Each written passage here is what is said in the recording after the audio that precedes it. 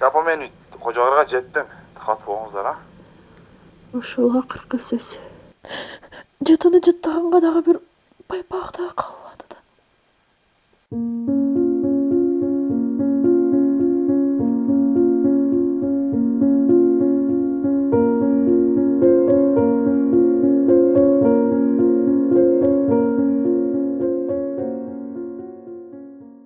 Bir жыл иштеди.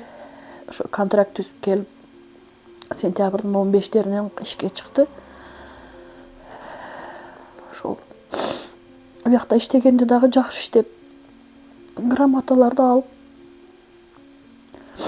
кийин снайперине тапшырып, баягы немеге минометке өтүп. Bir жыл иштеди, отпускасы бүткөн күнү каза болду да.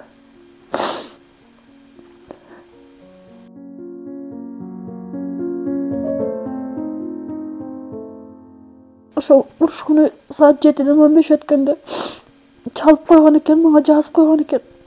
Апа, мен жакшымын, мени ылхак болоң деп. Ошо 8-ден баштап кайра чала баштадым, ошону менен албады да. Bir postта 6 бала каза болду. Акырга чейин атышыптырлар, барып көрүп келдик. Октору калбай. Мүмкүн жардам барган эмес, мүмкүн. Ошону менен 3 күндөн кийин таап келдилер.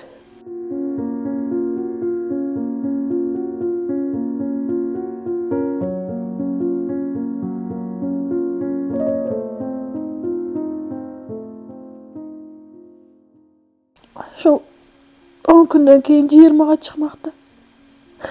Октябрда тою болот эле.